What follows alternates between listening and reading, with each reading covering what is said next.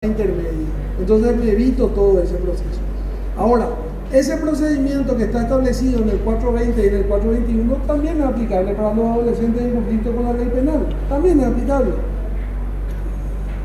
¿Cómo termina? Con una sentencia definitiva. ¿Qué significa eso? Que yo ahí te condeno y ya consta en tu antecedente. Ahí vos ya te vas condenado.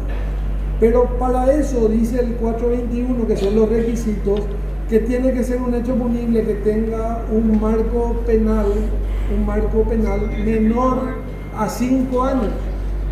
Para un adolescente, ¿cuánto tiene que ser el marco penal mínimo, Jonathan?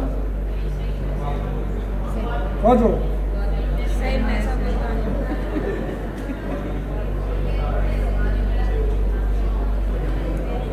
Que esto es una condena. La suspensión condicional, como su nombre te dice, te suspende condicionalmente. Yo te suspendo el procedimiento a condición de que vos cumplas esta regla de conducta. ¿Entendés? Vos cumplís la regla de conducta, yo extingo la acción y te sobreseo. En cambio, en el abreviado, yo te voy a condenar. Tu conducta va a ser típica, va a ser antijurídica, va a ser reprochable y te voy a sancionar. ¿Con qué tipo de sanciones pueden ser? ¿Con qué tipo de sanciones?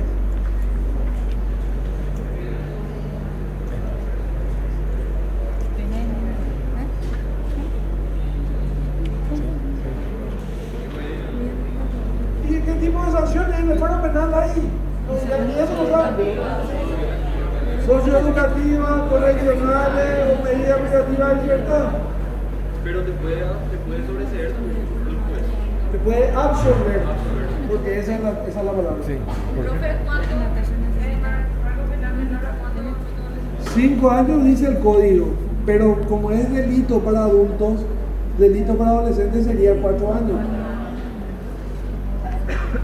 Pero ahí nos acaba la historia. Y acá viene donde se vulnera el derecho de la persona. Porque nos cansamos de decir en clase que nadie está obligado a declarar en su contra. Casaxia, ¿qué pasa con el abreviado? Sí, ¿cuáles son los requisitos? ¿Cuál es el requisito del abreviado? Él está admitiendo. Sí. No tiene que declarar que hizo la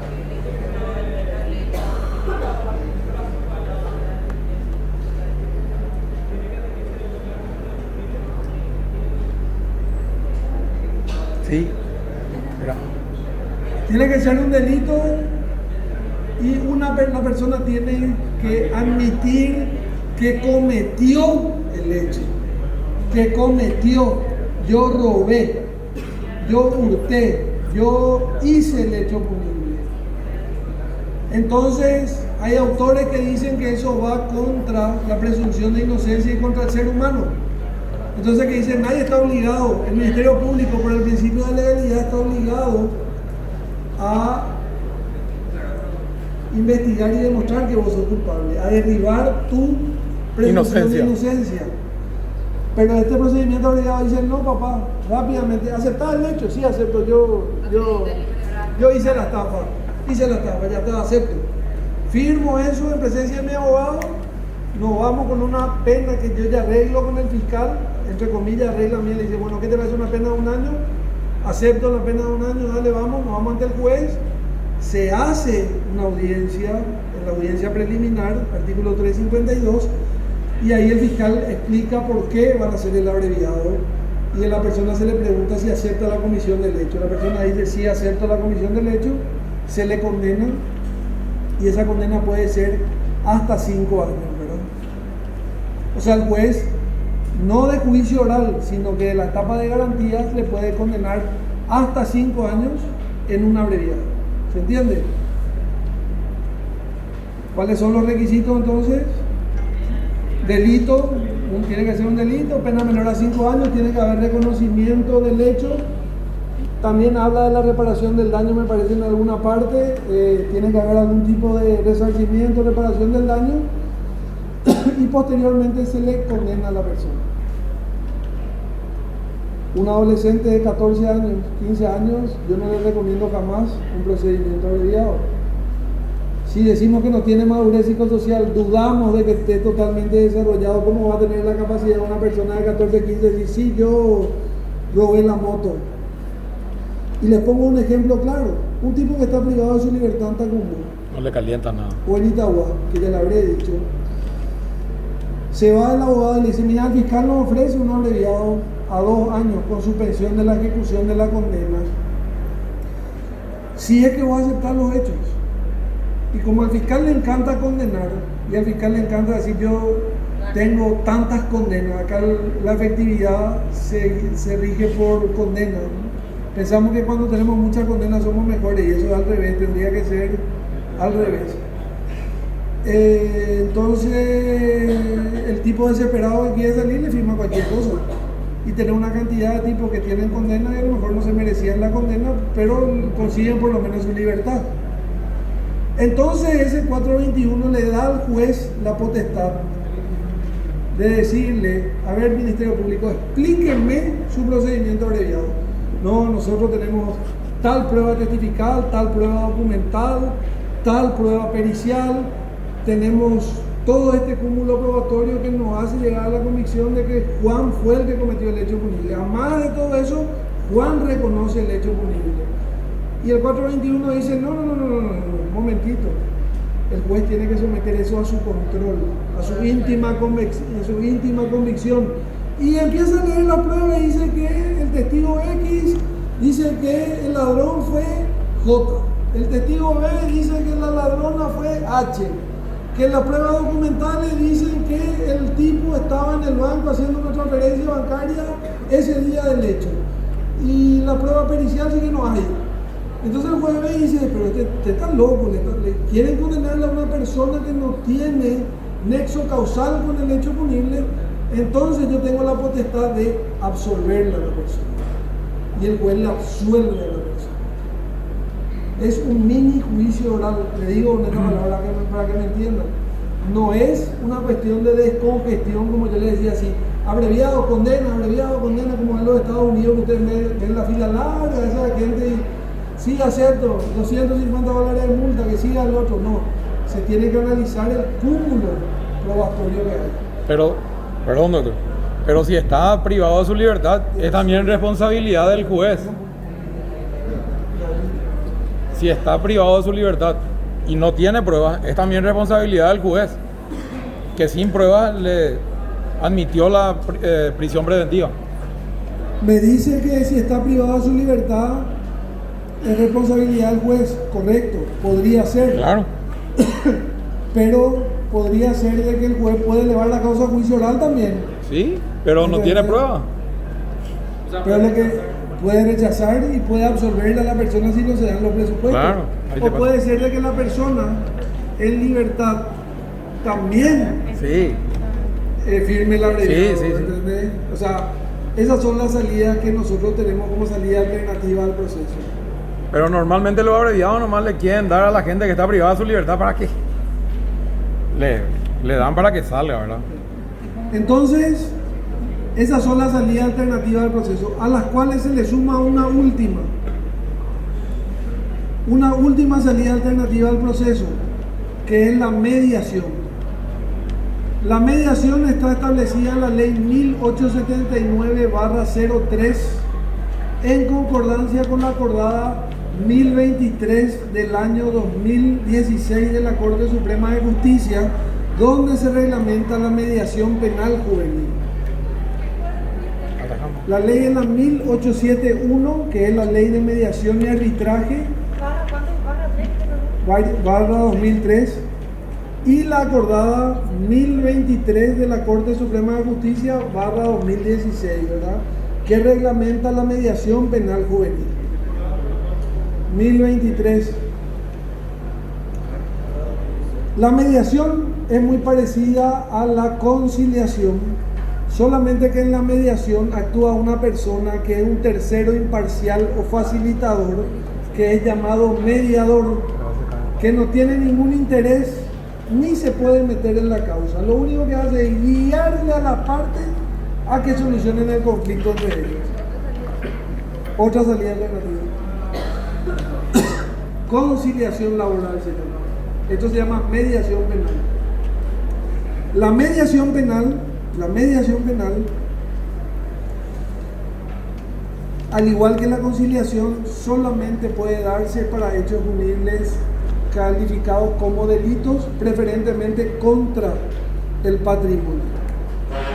El juez deriva la causa a mediación, el mediador le convoca a la víctima, le convoca al imputado, les atiende en sesiones separadas, después les junta a las partes y al llegar a un acuerdo firman un acta de acuerdo que posteriormente el juez homologa. Pero tenemos el mismo problema que la remisión. La mediación tampoco extingue la acción. Generalmente termina extinguiéndose la acción por un criterio de oportunidad, por una conciliación, incluso en adolescentes, en penal juvenil, por una aplicación de suspensión condicional del procedimiento y regla de conducta. O sea, sirve como para atenuar también un poco la tensión del proceso penal, ¿me entienden? Entonces esa es otra salida, la mediación. Y si esto no funciona, y atiendan bien lo que les voy a decir, ¿cuál es la primera etapa del proceso? ¿Cómo empieza un proceso penal?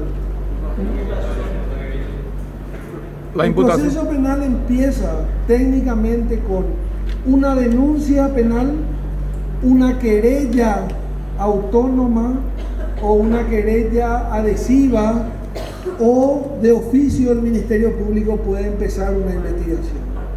A partir de ahí empieza la etapa investigativa.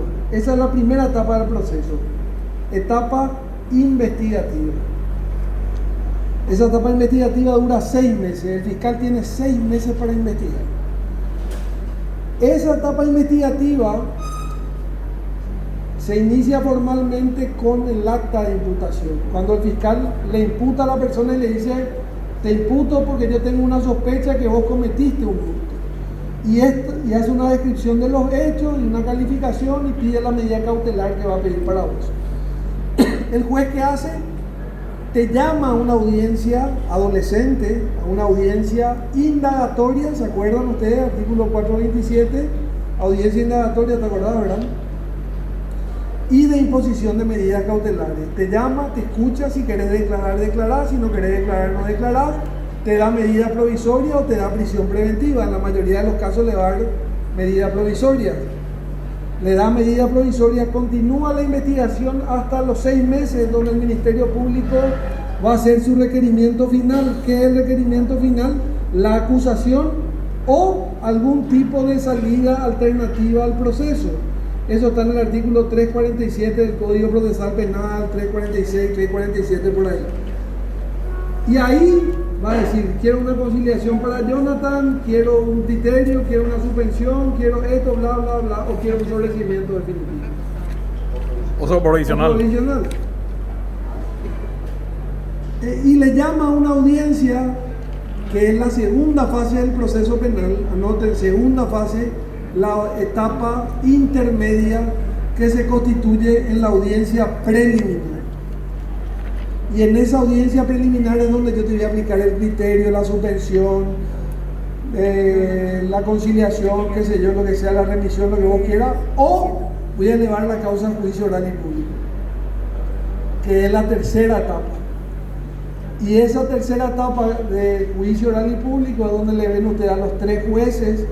El Ministerio Público va a defender su acusación y ustedes van a tener que defenderse con las reglas de publicidad, concentración, oralidad, inmediación y todo lo demás, y se van a producir las pruebas. Ahí recién es donde todo lo que juntó el fiscal se convierte en prueba. Viene el testigo 1, le escucha al tribunal, le escucha la querella, le escucha la defensa, le escucha la fiscalía.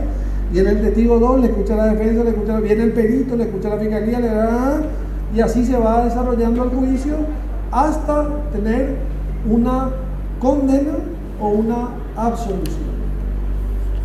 Entonces tenés la etapa investigativa, la etapa intermedia o audiencia preliminar y el juicio oral. Las salidas alternativas al proceso, entonces tenemos que, se pueden presentar, en vez del acta de imputación, yo le agarré en flagrancia al ahí con el teléfono en la mano, quiero hacer una conciliación, en vez de imputarle ya pido directamente la conciliación. O le imputo, o le pido una suspensión o le imputo. Bueno, le imputo, no importa. Y cuando pasan los 6 meses y yo hice toda esa investigación y el hecho es bagatelario, puedo pedir lo mismo, un criterio de oportunidad en vez de acusarle. Entonces la etapa intermedia muere el expediente. Muere el expediente. No me voy al juicio oral y público. Mientras tanto, el joven, el adolescente puede estar privado de libertad 6 meses. ¿Puedo responderme esa pregunta?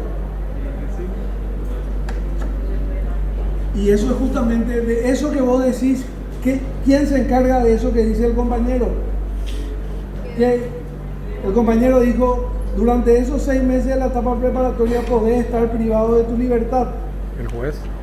Sí, ¿en base a qué? A una medida cautelar, a una prisión preventiva. O sea que 6 meses. Ponerle que el adolescente entró al colegio, no digo a la universidad, porque si está en la universidad seguramente va a tener más de 18 años. Revisó su celular y, oh, wow, dijo, esta estaba con muchos y se volvió loco. Vio en el caso de ayer, ¿verdad? Sí.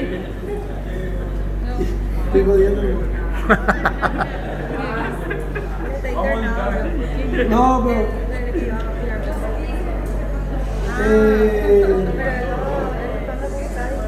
no, porque me salió, pues,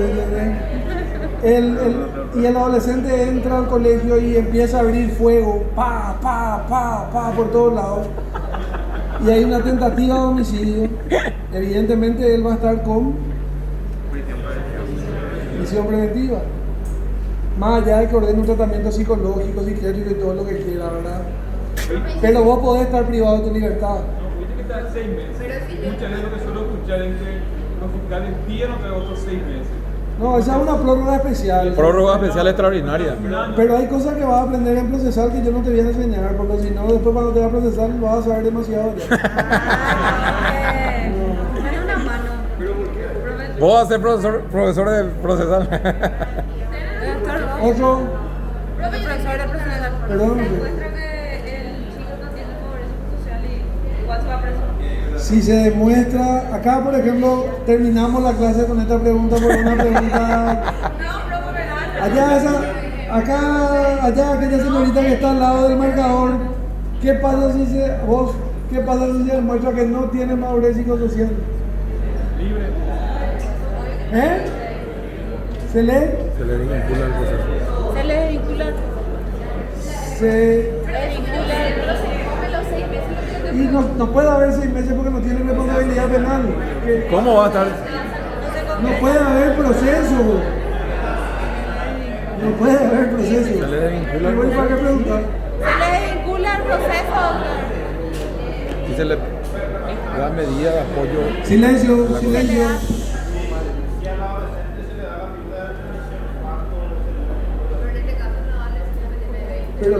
Pero qué remisión me está diciendo. Y eso es lo que te estoy diciendo, el 242 no está completo, no te habla de tiempo ni de plazo. Remitirá al adolescente al programa de protección y apoyo, volverá a esos programas y no puede terminar tampoco porque no te dice cómo. Entonces tenemos un problema.